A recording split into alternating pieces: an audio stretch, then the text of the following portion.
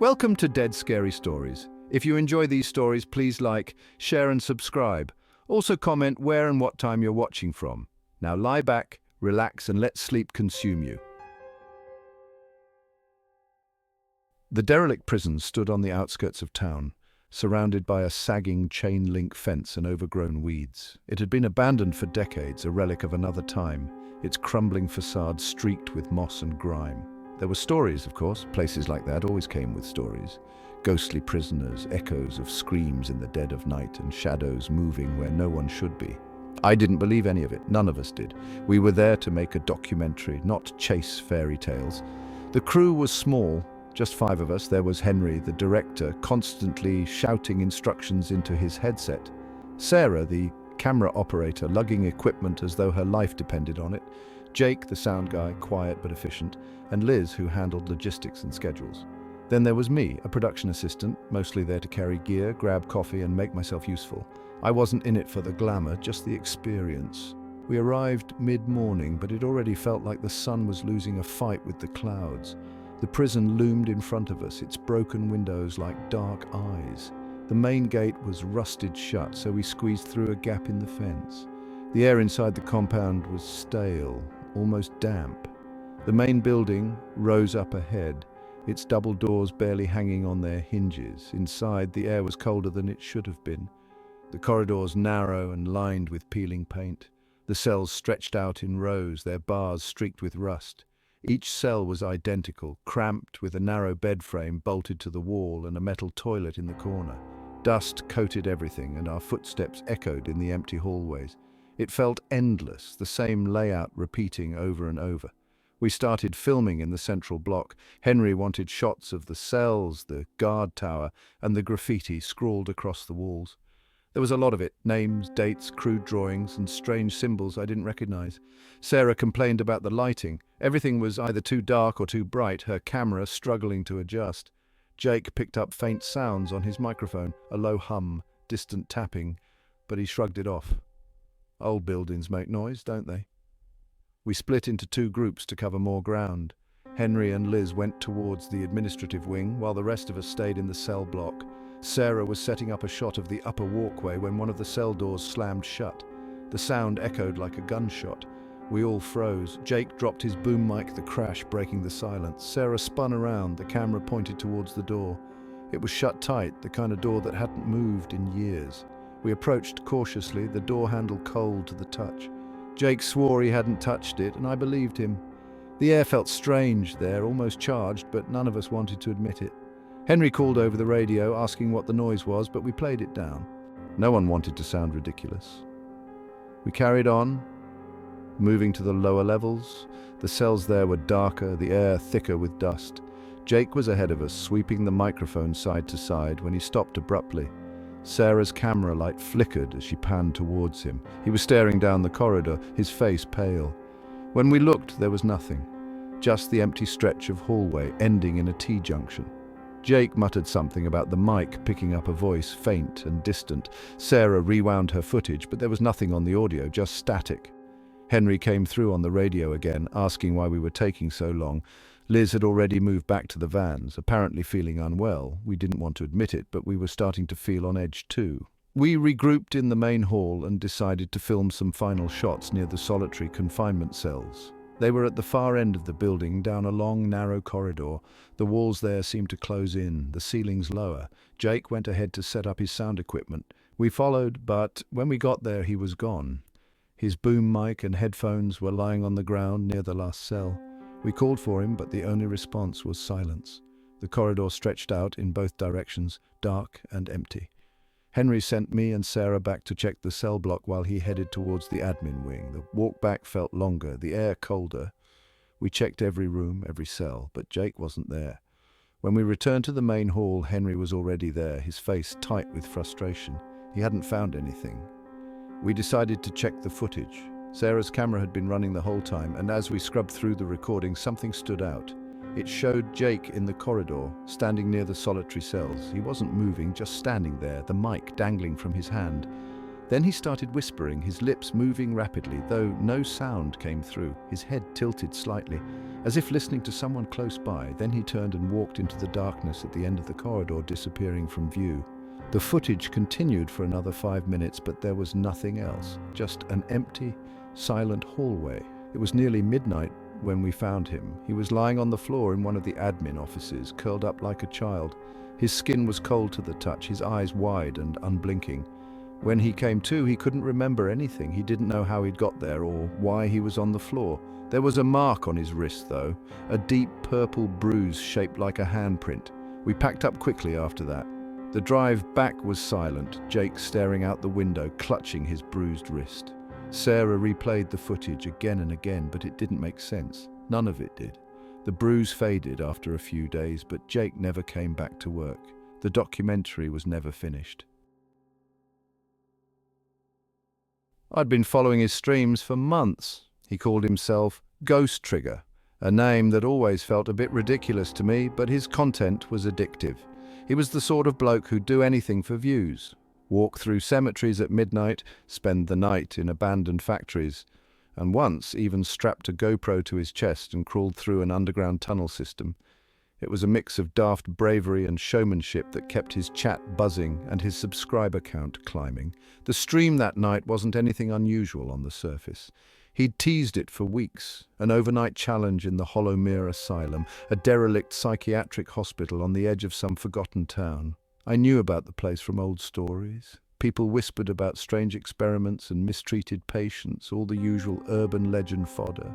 The asylum had been abandoned for decades, left to rot and crumble under years of neglect. It was the perfect backdrop for a streamer like him: dark, crumbling corridors, rumors of hauntings, and no one around to stop him from filming. The stream kicked off around 9. He'd set up a static camera outside the building for the intro, letting his viewers soak in the looming brick facade covered in ivy and graffiti. The asylum looked like it had been swallowed by the landscape, the walls barely visible through the vines and bushes that had grown wild around it. The sky was already dark, the only light coming from his headlamp and the glow of his phone as he scanned chat for suggestions. I remember the comments rolling in fast. People dared him to enter through the basement, to check the old surgical theatre, to call out for spirits. Most of it was the usual rubbish you'd expect, people throwing out challenges they didn't really think he'd take seriously. But Ghost Trigger always did. That's what made him popular. He grinned at the camera, shouldered his backpack, and made his way inside. The feed shifted to his body cam as he walked through the front doors, the static camera left behind. His torch cut through the darkness, illuminating long hallways lined with shattered windows and peeling wallpaper. Doors hung crooked on their hinges and debris littered the floor.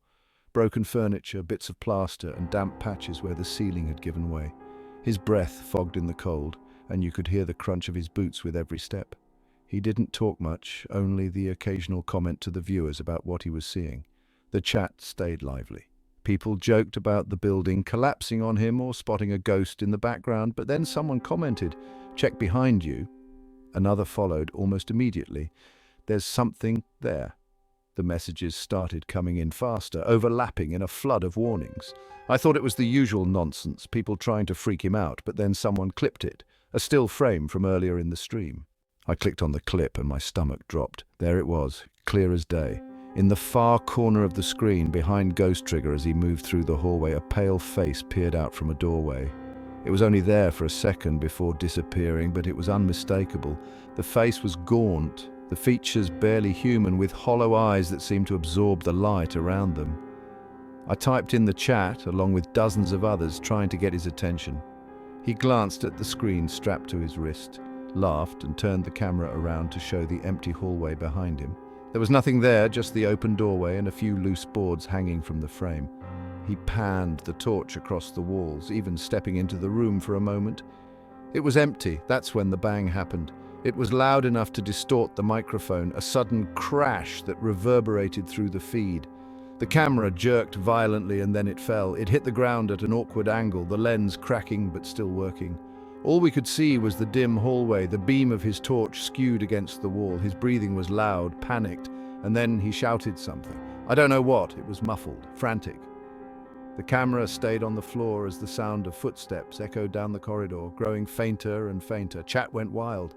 People spammed questions, theories, begging him to respond.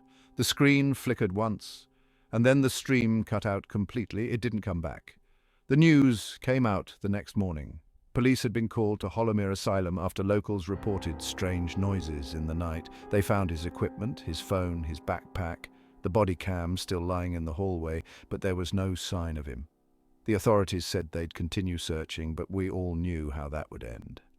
Hollowmere was massive, a labyrinth of decaying rooms and corridors. If he was there, they weren't likely to find him. People analyzed the footage for days, dissecting every frame. They slowed it down, brightened it, even tried to enhance the audio. Theories sprang up like weeds.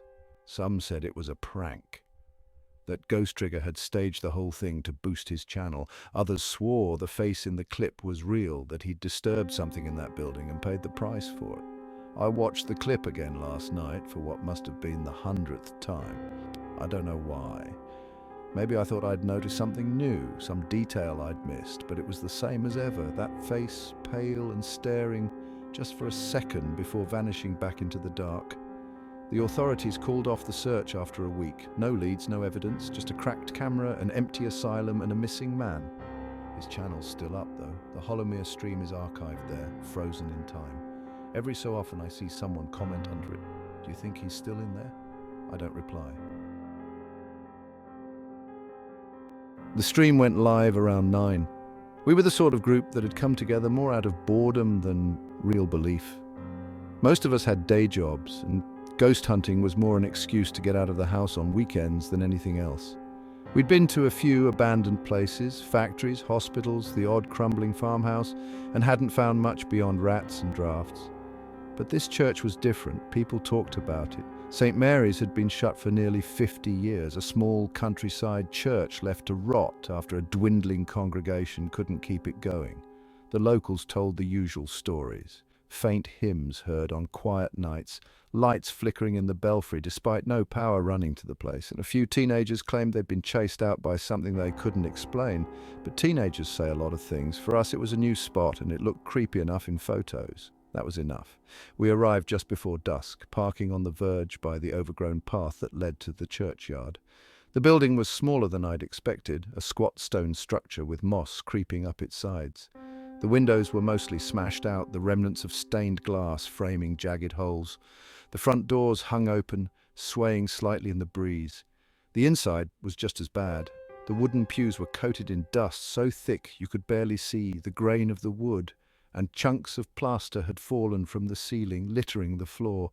The altar at the far end was still intact, though, the only part of the room that looked like it had been untouched. The air was stale, carrying that faint, earthy smell you get in places left to the elements too long. We set up as usual. One camera facing the altar, a couple of handhelds, and the motion sensor rig that no one really believed worked, but looked good on camera. The live feed came up on a monitor by the entrance, the camera on the altar perfectly framed. It felt eerie just looking at it. The space seemed bigger on the screen than it did in person, the emptiness stretching out in a way that didn't quite sit right. We split up to explore, leaving the static camera running. The others headed for the back rooms and the belfry while I stayed near the main hall. The silence was strange. Normally, in old buildings you'd hear creaks and groans, little sounds that reminded you the place was still standing. Barely. Here it was as if the building itself was holding its breath. I walked along the pews, brushing my hand over the dusty wood. It was undisturbed in a way that felt unnatural. You'd expect birds or mice to have left some sign of life. But there was nothing. Not even footprints in the dust, except for the trail we'd made coming in. The others came back after half an hour, muttering about finding nothing. We gathered around the monitor to watch the altar cam fast-forwarding through the last 30 minutes. It was dull footage, just the static image of the altar, the pews in front of it, and the odd fleck of dust drifting through the air. Then the feed cut out. Static filled the screen for a few seconds before the camera came back. It was subtle at first, so subtle we almost didn't notice. The pews looked different. The dust wasn't smooth anymore. There were streaks on the seats, smudged handprints on the backs. It was as if someone had brushed their hand along the wood, wiping away decades of dirt. We rewound the footage, watching the moment the feed cut out again and again. There was nothing before it. The pews had been as they were when we arrived, undisturbed, blanketed in a layer of filth. Then static, then the handprints. We checked the camera, convinced it had to be a prank, but it was fine, untouched, just where we'd left it. We panned it across the pews, following the line of the handprints. The smudges weren't random, they were spaced evenly, too evenly. Like someone, or several someones, had walked down the aisle, touching each row as they passed. One of the others moved closer to the pews, shining a torch across them. The seats weren't just streaked, some of them were indented, the way they might be if someone had sat down and shifted their weight. We checked the rest of the church, calling out to make sure no one else was inside. The back rooms were empty, just as they had been earlier. The belfry stairs were still blocked by a fallen beam, and there were no footprints leading in or out besides our own. The static camera stayed on while we argued about what to do next. Some wanted to leave, others insisted we keep filming. I didn't know what to think, but I couldn't take my eyes off the monitor. The pews looked too still, too expectant. Then the banging started. It came from above, somewhere in the rafters. The sound was loud, sharp, and constant, echoing through the hall. The dust on the pews shifted with each impact, little clouds rising into the stale air. The camera feed cut again. Static filled the screen, longer this time. When the image returned, the pews were clean, spotless. The dust was gone, every surface polished to a dull shine. The indentations were deeper now, more defined, as though the seats were full. We didn't check the pews again. None of us wanted to. The banging stopped the moment we stepped outside. The air felt lighter, cleaner, though that might have just been my imagination. We packed up in silence, none of us daring to look back at the church as we loaded the car. The footage went online a week later. People dissected it frame by frame, pointing out things we hadn't noticed, the flicker of movement in the corner of the screen, the faint outline of figures in the pews just before the static cut in. I haven't been back to St. Mary's, none of us have. But every so often I think about those indentations, the way they seemed to deepen each time the camera came back, like something was settling in, getting comfortable. The theme park had been abandoned for as long as I could remember. It sat on the edge of the town, surrounded by a tangle of overgrown trees and a rusting chain-link fence. People told stories about it when we were kids, the usual sort of tales about ghostly cries and old caretakers who'd died on the job. But it was just another local legend, a decaying playground for a few daring teenagers to sneak into on dares. I'd always meant to check it out, and when I started doing urban exploration videos, it felt like the perfect subject. It was practically begging for it. The place had everything: eerie ruins, long-forgotten rides, and that aura of mystery that drew people in. So one Saturday afternoon, I grabbed my camera and climbed through the gap in the fence. The park was more ruined than I'd expected. Trees had taken over, roots splitting open concrete paths and weeds poking through the cracks. The air felt damp even though it hadn't rained in days, and the whole place smelled faintly of rust and mildew. The entrance sign was still there, though it had long since faded. The bright colors it must have once had were now muted, peeled away by years of neglect. The words Dreamland Park could just about be made out through the grime. I started filming near the ticket booth, panning the camera across the shattered glass and broken counters. The ground was littered with scraps of old tickets, bleached pale by the sun. The turnstiles still stood, their metal warped and streaked with rust. As I passed through, a faint creak sounded from somewhere behind me, like hinges twisting under pressure. I glanced back, but there was nothing there, just the empty booth and the leaning remains of the gate. Further in, the paths split off in different directions, leading to what had once been themed areas. The rides loomed in the distance, skeletal and broken, with paint flaking off in long strips. I followed the main path toward the carousel, which sat in the center of the park like a rotting crown. Its canopy was sagging in places, and the horses hung at awkward angles, their poles bent or missing. A few of them had lost their heads entirely, leaving jagged edges where the wood had split. As I filmed the carousel, a sound drifted through the air. It was faint, almost muffled, but unmistakable. A child's laugh. High-pitched and sharp, it cut through the quiet, echoing off the empty rides. My hand tightened on the camera, and I swung it around, scanning the park. The laughter came again, somewhere to my left, then faded into silence. The camera's screen showed nothing but the deserted park. The path behind me was empty, the trees swaying slightly in the breeze. I told myself it was just the wind. Wind could sound like all sorts of things if you were already on edge. But as I turned back to the carousel, something had changed. One of the horses had moved. It was subtle, barely noticeable, but the head, which had been slumped toward the ground moments ago, was now upright. Its chipped eyes stared straight ahead, the split in its neck jagged and raw. I took a step back, focusing the camera on it, but there was no sign of how it had shifted. The breeze wasn't strong enough to move something that heavy. I started walking again, moving past the carousel toward the Ferris wheel. It towered over the park, its frame blackened with rust and vines snaking up its legs.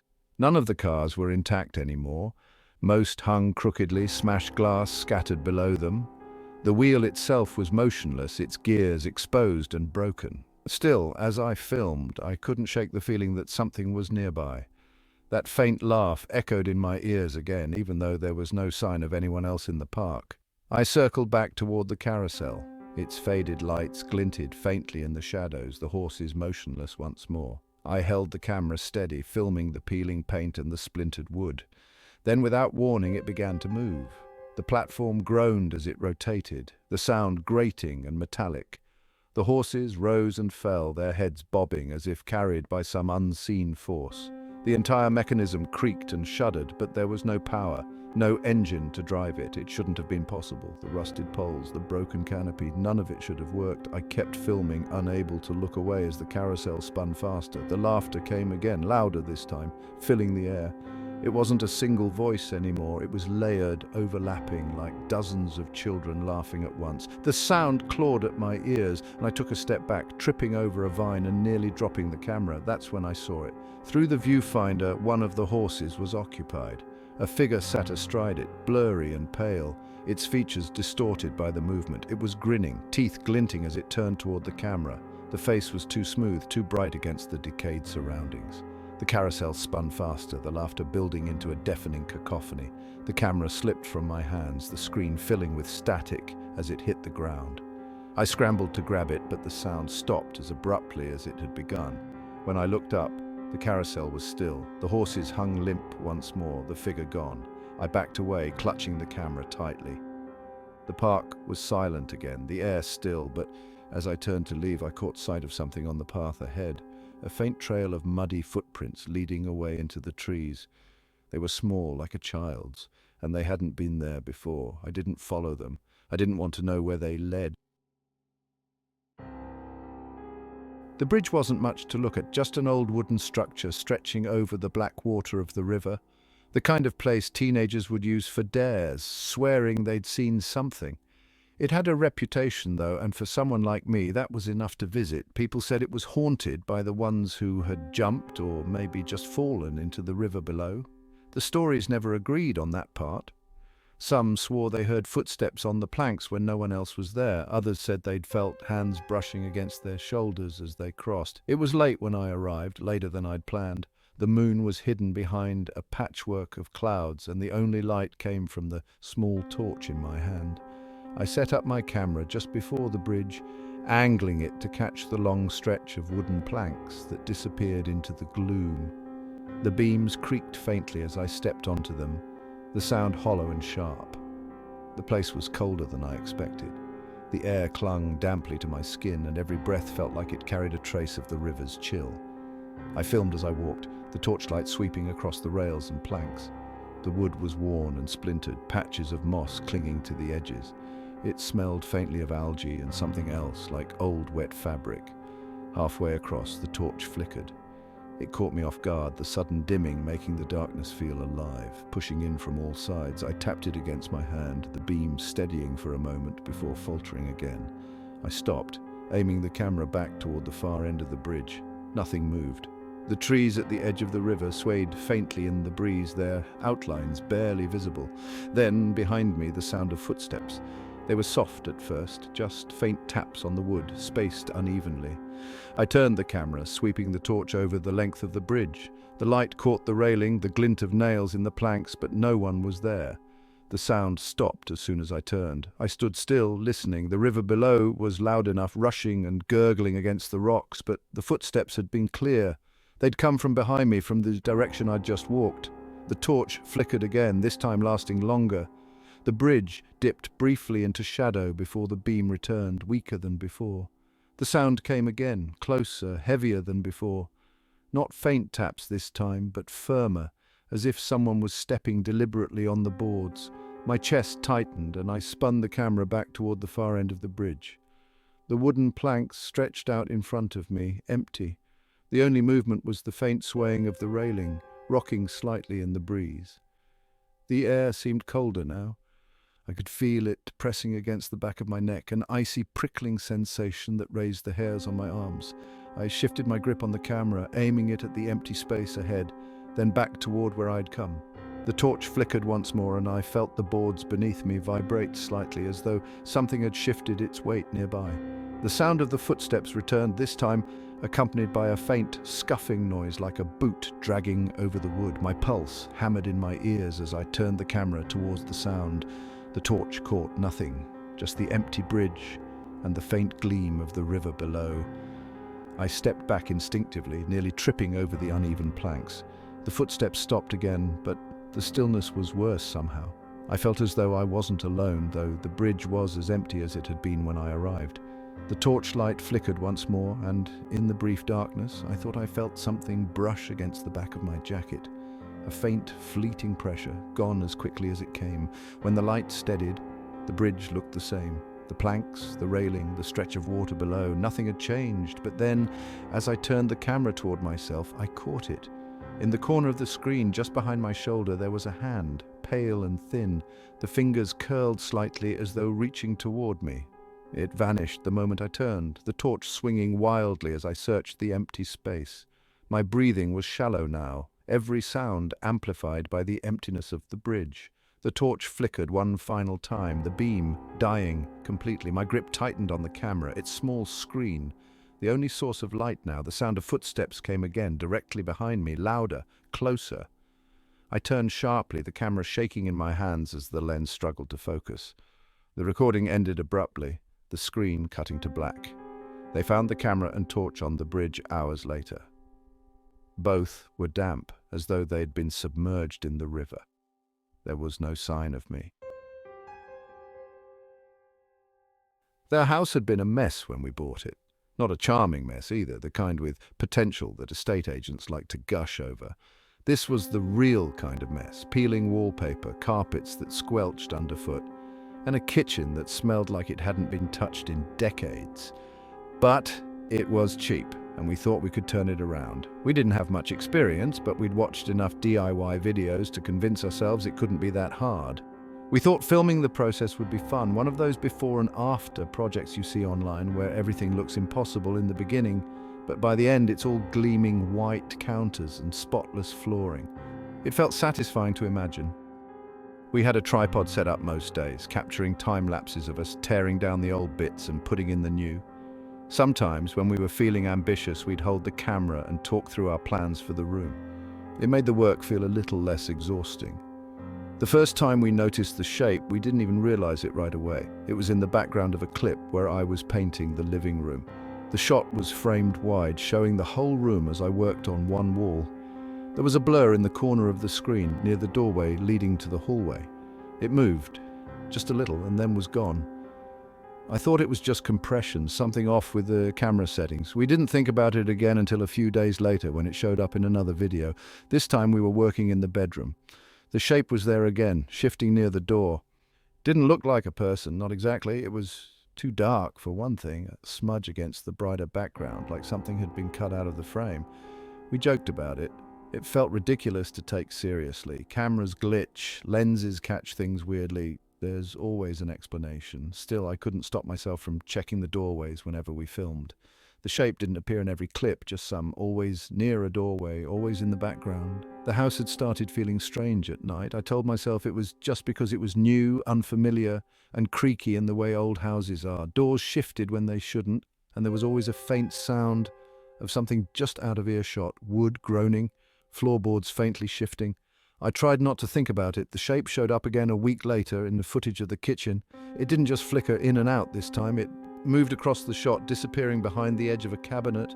I rewound the video over and over, trying to make sense of it. It wasn't smoke, wasn't a shadow. It didn't seem to have any source, just that same smudged, unnatural blackness. I was becoming paranoid, so I tried convincing myself it was just our minds playing tricks. Renovating was exhausting, and we were overtired most days. Still, we set the cameras to run overnight a few times, trying to catch whatever it was. Nothing ever happened. The house was perfectly still while we slept. The last clip we filmed was the one that made us stop. It was from the bedroom. The tripod had been set up at the foot of the bed, angled slightly upward to show the door and the frame beyond. I hadn't checked the footage until the next morning, scrolling through on my laptop as I sat with a cup of tea. The video began normally. The door was closed and the room was dark apart from the faint glow of streetlights through the curtains. Then the door moved. It didn't slam or burst open. It just eased inward, almost like someone was testing it. The blackness beyond the frame seemed deeper than it should have been. A hand appeared at the edge of the door, then another. They were thin, pale, and too long, fingers gripping the wood tightly enough that I almost thought I could see the knuckles straining. The door opened wider. There was nothing beyond it, just empty space. The hands remained for a moment, then let go. The door swung shut again. I closed the laptop and didn't look at the video again. That morning, when I checked the door, the wood was marked. There were streaks along the frame, darkened and cracked as though they'd been burned. I ran my hand across them, expecting to feel heat, but they were cold. The cameras didn't capture us sleeping anymore after that. We packed them up the same day, tucked them away into a box in the garage, but the marks on the door never faded. No matter how much paint I applied, no matter how many layers, they always seemed to bleed back through. We'd moved into the house just a few months before, an old Victorian terrace with creaky floorboards and drafty windows. It wasn't ideal, but it was what we could afford. My daughter, Clara, was 5, and she seemed to love it straight away. She picked the smallest bedroom upstairs, said it was cozy. She even called it her castle, though there wasn't anything royal about peeling wallpaper and a radiator that barely worked. Life carried on as usual for a while, work during the day, bedtime stories in the evening, Clara asleep by 8 and me collapsing on the sofa not long after. I'd never been one for ghost stories or superstitions. The house had its quirks, odd noises at night, floorboards creaking when no one was walking on them, but I figured that came with living in a place older than my grandparents. Then Clara mentioned the woman. It was during breakfast one morning. She said there was a lady standing in the hallway outside her room at night. I thought she meant a shadow, maybe from the trees outside her window, but she was insistent.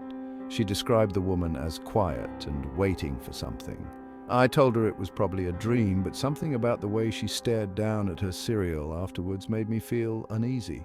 The next few nights, I stayed up later than usual, listening from the living room. There was nothing.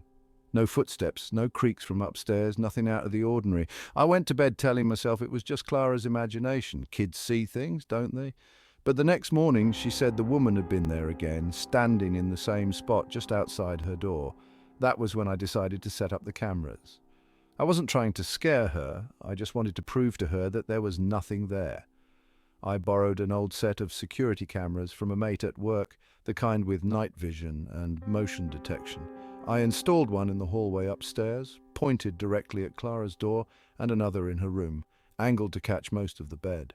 I didn't tell her what they were for, just said that they were there to keep us safe. The first night, everything seemed normal. Clara went to bed around 8, her stuffed rabbit tucked under her arm. I checked the cameras from my phone a few times before I went to sleep. She was sound asleep in her bed, the hallway empty apart from the usual clutter, a coat rack, a stack of boxes I still hadn't unpacked. It was the second night that things changed. I woke up around 2 in the morning. I don't know why, but something had stirred me from sleep. I reached for my phone and opened the camera app more out of habit than anything. Clara's room was quiet, but she wasn't in her bed. The covers were pulled back and her stuffed rabbit was lying on the floor. I switched to the hallway camera. She was there, standing just outside her room, her back to the camera. I stared at the screen, waiting for her to move. She didn't. She stood perfectly still, facing the spot near the coat rack. It made my chest tighten to see her like that, standing there in the dim green light, not moving. I got up and rushed upstairs. When I reached the hallway, she was already back in her bed, the covers pulled up to her chin. She looked asleep. The next morning, I checked the footage. It started with Clara sitting up in bed. She wasn't moving quickly, just sitting up and looking around the room. Then, after a moment, she climbed out of bed, holding her rabbit in one hand. She stood by the door for a while, staring out into the hallway. I switched to the hallway camera. She stepped out slowly, the rabbit dangling from her hand, and turned towards the coat rack.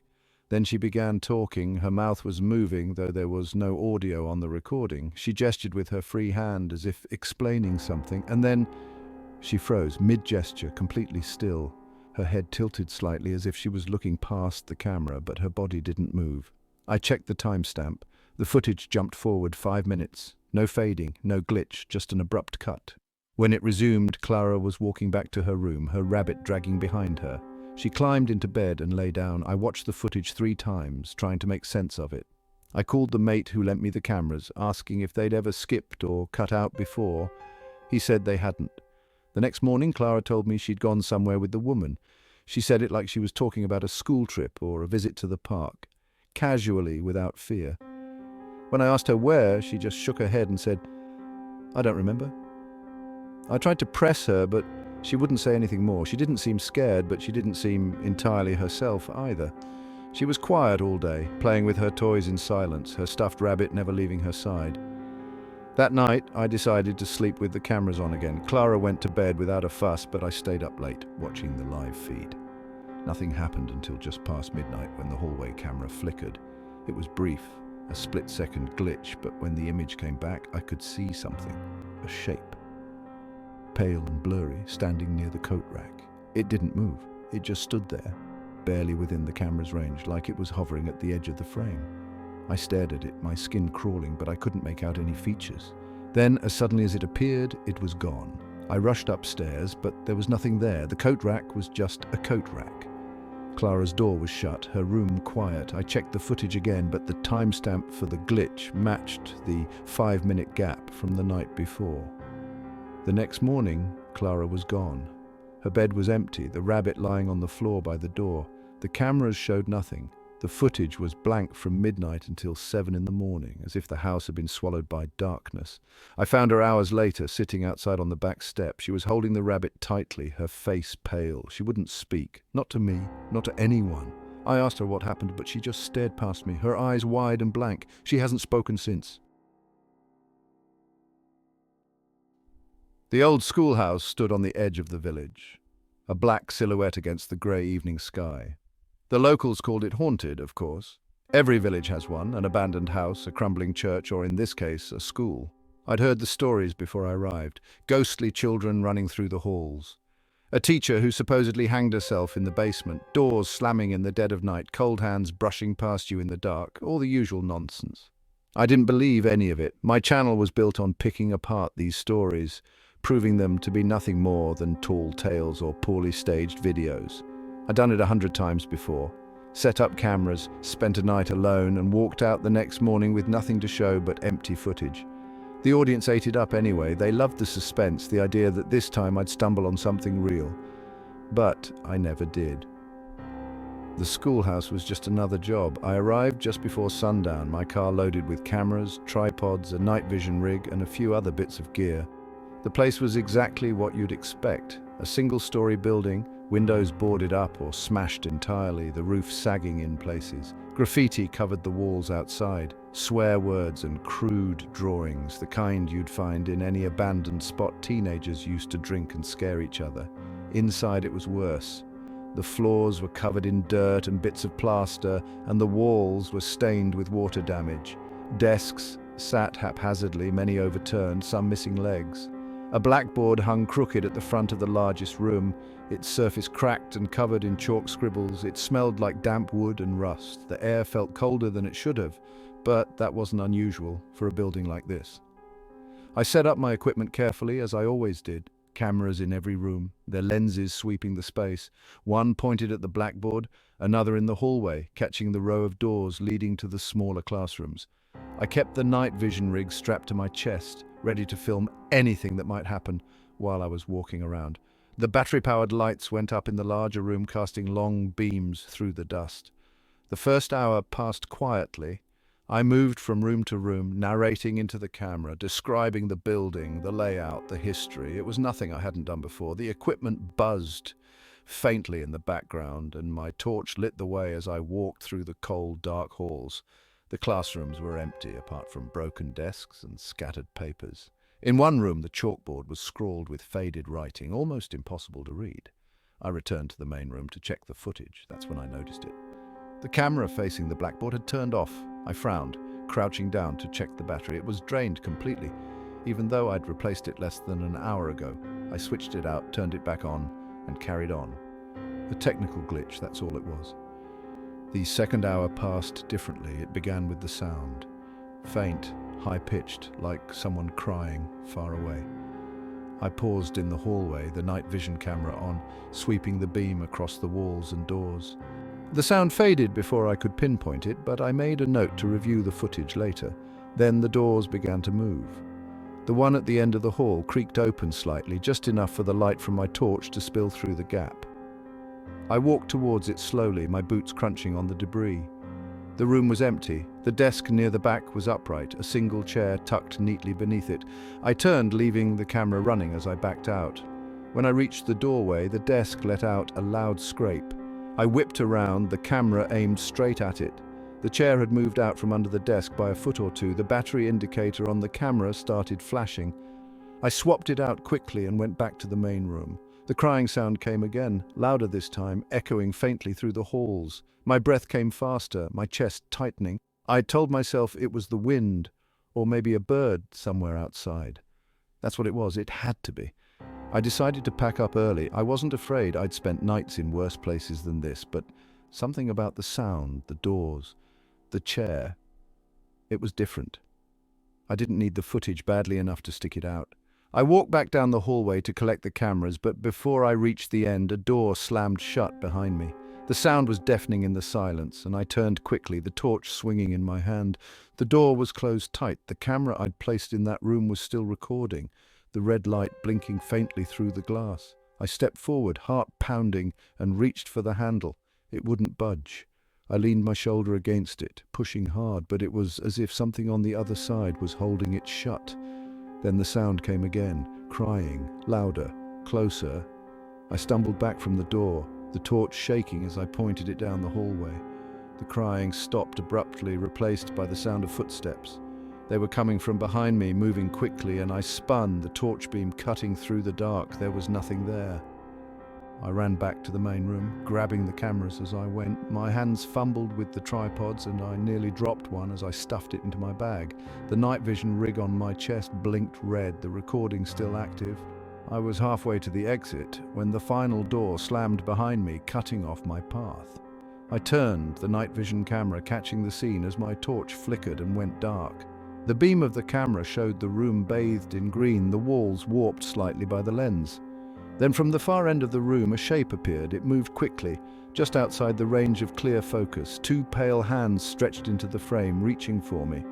The camera jerked wildly as I stumbled back, and the recording cut out. When I woke up, I was outside, lying in the grass near my car.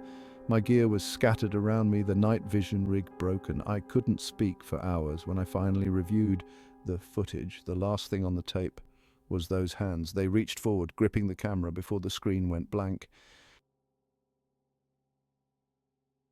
The old theatre was my assignment for the week, a place with peeling wallpaper, dust coating everything in a fine grey film, and a smell that I could only describe as damp wood and stale curtains. It was a beautiful building once, ornate carvings, grand staircases, all that sort of thing. But time had eaten away at its grandeur. It had closed decades ago, and my job was just to keep vandals from breaking in or squatters from setting up camp. It sounded easy enough when the boss gave me the job. Walk the halls, check the doors, jot down anything unusual. Standard fare. I brought my thermos of tea, my torch, and a notebook, figuring the nights would drag and be quiet. The theatre sat on the edge of town, the streets around it deserted after dark. It had no working electricity, so my torch was my only light. Even during the day, the windows didn't let much in. The place seemed to swallow the sunlight. The first night felt uneventful. I walked the aisles of the main floor, looking at rows of seats covered in dust. My boots scuffed the floor as I moved through, checking the doors leading to the lobby. All locked, as they should be.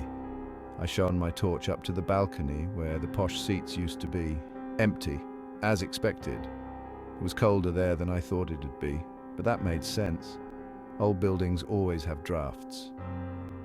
I made my way backstage, stepping around broken planks and frayed ropes dangling from the rigging. The ropes swayed lightly as I moved past them, but I told myself it was just the air I'd stirred up walking. Everything seemed still enough. The second night was when things began to happen. I was halfway through my rounds when I noticed a seat in the middle of the theatre was flipped down. One of those spring-loaded ones that snap upright when no one's sitting in them. I was sure it hadn't been like that the night before. I went down to check, shining my torch on the seat. The dust on it was disturbed, like someone had just sat there and gotten up.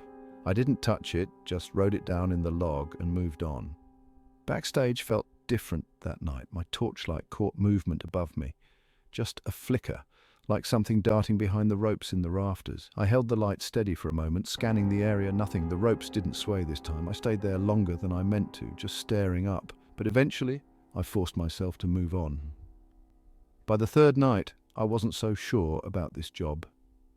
The seat from the previous night was upright again, but now two others in the same row were flipped down.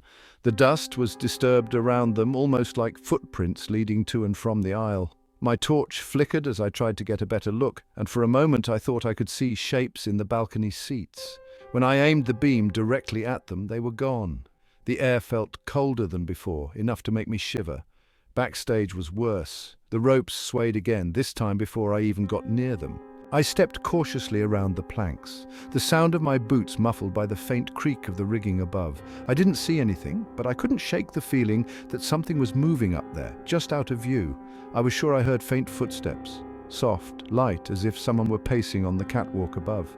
I stayed in the center of the stage, torch aimed upwards, scanning the dark. The last night I worked there, I decided to set up my phone to record the stage. If something was happening, I wanted proof. I placed it on a chair near the middle aisle, the lens aimed at the stage and the balcony.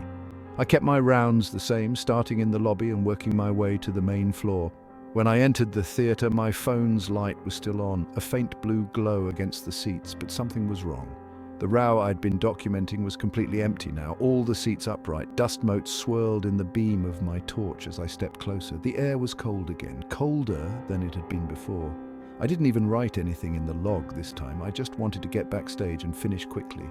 The backstage area seemed darker than usual, my torch barely lighting the path ahead. The ropes moved again, but this time it wasn't just swaying. It was jerking, like something was tugging them from above. I felt frozen, staring at the ropes until they went still. Then, without warning, I felt a sharp tug on my sleeve. I spun around, the torch shaking in my hands. There was no one there. I made my way back to the theatre, breathing hard. My phone was still recording, the faint blue light steady in the aisle. I reached it just as the sound began. It was faint at first, barely audible, but it grew louder as I neared the phone. A soft, irregular tapping. The seats in the balcony, one by one, flipping down. My torch beam swept across them, and for a split second I thought I saw someone sitting there. Then they were gone. The phone screen showed the feed, my own figure hunched and pale in the faint light. Behind me, the rows of seats were empty again, but my torchlight caught something on the stage, a figure standing near the center, its outline blurry and indistinct. The tapping sound stopped abruptly. My own footsteps echoed as I backed away from the stage, fumbling with the phone. I didn't make it to the exit. The last thing I remember was the camera shaking in my hand, the torch beam swinging wildly, and the sound of something rushing up behind me.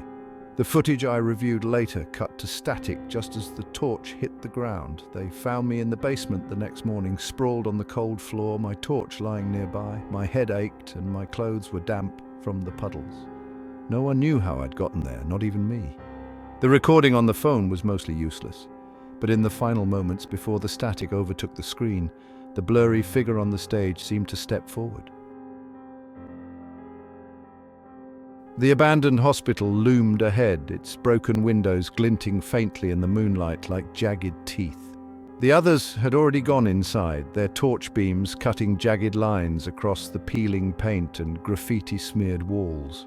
I lingered by the doorway, longer than I should have, gripping the camera in my hands. It wasn't fear, not exactly, but something about the place made my chest tighten. The air smelled of damp concrete and mildew, a cold draft curling through the shattered doors. The others, Mark, Lisa, and Danny, were up ahead, their voices fading as I stepped through the entrance. My boots crunched over debris, broken glass, chipped plaster, what might have been the remains of a bird. The reception desk was crumbling, its wooden edges chewed away by time and moisture. A once bright mural on the far wall had faded into a smear of colourless shapes. We weren't professionals. None of us had fancy degrees in paranormal research or whatever they call it. We were just a group of mates with a shared fascination for the kind of places people leave behind. This hospital was a local legend, shut down decades ago after a string of scandals. A few grisly stories about neglected patients, mysterious death. The usual, really. Perfect for our live stream. I caught up to the group in the main corridor. Mark had set up his EMF reader, the green lights blinking weakly. Lisa fiddled with the digital recorder, hoping to catch what she called electronic voices. Danny was already on the chat feed, holding his phone up to his face and talking to the viewers. I stayed behind the camera, sweeping it over the jagged edges of the walls and into the yawning doorways. The chat feed was alive with comments as I moved closer to the others. People typed things like spooky vibes and "you guys are braver than me." Then one comment popped up. "There's someone behind you." It was easy to dismiss. Trolls loved this sort of thing. Still, my grip tightened on the camera as I turned it slightly to look behind the group. Nothing there, just the empty corridor stretching back to the entrance, the light from the broken doors barely reaching this far in. I wasn't sure why the comment stuck in my head. There was nothing unusual about a live stream full of jokers trying to freak us out, but I adjusted the strap on my shoulder and stayed close to the others. The deeper we went, the more the hospital began to close in around us. The air had a faint chill, even though it wasn't a particularly cold night. Doors hung half off their hinges, swinging slightly in the draft that seemed to come from nowhere. We found ourselves in what must have been a treatment ward. Rows of rusted bed frames lined the walls, their mattresses long since rotted away. A wheelchair sat in one corner, its wheels crusted with rust. Lisa pointed her recorder at the room, muttering about picking up sounds we wouldn't notice until we listened back later. The chat feed had gone wild again. "It's behind you! That shadow's moving! Check your 6!" I rolled my eyes but couldn't stop myself from glancing over my shoulder again. The corridor was empty. I focused on the camera, aiming it at the others as they scoured the ward. The light from Mark's torch flickered and dimmed, then surged back. I cursed quietly when the camera feed glitched for a moment, a faint static crawling across the screen. Danny waved his phone in frustration, mumbling something about the signal dropping. Lisa froze. Her torch beam was steady, focused on the far end of the room. The others followed her gaze.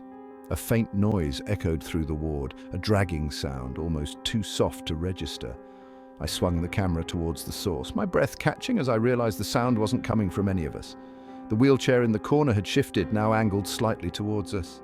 The draft picked up again, whistling through the gaps in the walls. Mark checked the EMF reader. The lights had flared to red. "Spiking," he muttered, more to himself than anyone else. Lisa's recorder beeped as she hit the playback button. There was a moment of silence, followed by a faint, raspy whisper, "Leave." The sound sent a shiver up my spine, and judging by the way the others glanced at each other, they felt the same. The chat feed exploded, viewers typing variations of, "Did you hear that?" and "Get out of there!" My hands shook as I adjusted the focus on the camera. I wasn't sure if it was from fear or the cold. Danny stepped forward, his phone light cutting across the ward. The wheelchair hadn't moved again, but something about the room felt different. Mark suggested we move on to the next area, his voice steady but lower than usual. The others nodded, eager to shake off whatever had settled over us. I trailed behind as we entered a narrow hallway. Doors lined the walls, some open, some sealed shut with rusted chains. A few had strange marks on them, scratches that didn't look like they came from tools or weather. The comments hadn't stopped. "The shadow's still there! It's following you!" I glanced at the live feed on Danny's phone. The screen showed the four of us huddled together, the torchlight bouncing off the walls. But just behind us, at the edge of the frame, there was something. A shape that didn't belong. It was hard to make out. A trick of the light maybe, but it stayed there, unmoving. Lisa stopped in front of one door, the chain hanging loose from its latch. She pushed it open, revealing a staircase leading down. None of us had mentioned a basement. It wasn't on the blueprints we'd looked up. The air coming from the stairwell was colder than the rest of the building. Mark shone his torch into the darkness, the beam barely reaching the bottom. The camera glitched again, static flickering across the screen. The chat comments were frantic now, too fast to read. Danny muttered something about the feed going haywire, but his voice was drowned out by the loud slam of a door behind us. We spun around, torches darting across the corridor, but every door was still as if nothing had happened. Lisa's recorder played another snippet. "Don't!" The whisper was louder this time, sharp and urgent. We should have left then, any normal person would have. But something about the basement pulled at us. Mark went first, his torchlight bouncing off the damp walls. I followed, gripping the camera so tightly my knuckles ached. The stairs creaked underfoot, the sound echoing in the tight space. The others came behind me, their movements slow and hesitant. The basement was empty, just a wide open space with a low ceiling. The walls were covered in black mold and puddles of stagnant water dotted the floor, but it didn't feel empty. The torchlight flickered again and the EMF reader spiked, the lights blazing red. Danny turned his phone around to show the live feed. There was nothing in the basement, nothing we could see with our eyes, but on the screen the shadow was back. It was closer now, almost in the center of the frame. It didn't move, didn't sway or waver like a shadow cast by a person. It just stood there. The camera cut out entirely after that. The torches followed. We scrambled back up the stairs, tripping over each other as the basement seemed to close in around us. I don't remember much of the sprint through the corridors, just the sound of our boots slamming against the floor, the cold air biting at my face. We burst out of the hospital into the night, panting and clutching our gear. No one said anything. We didn't stop running until we reached the car, piling in and slamming the doors behind us. The hospital stood silent in the distance, its dark windows like empty sockets. Later, when we reviewed the footage, the shape was there, in every frame.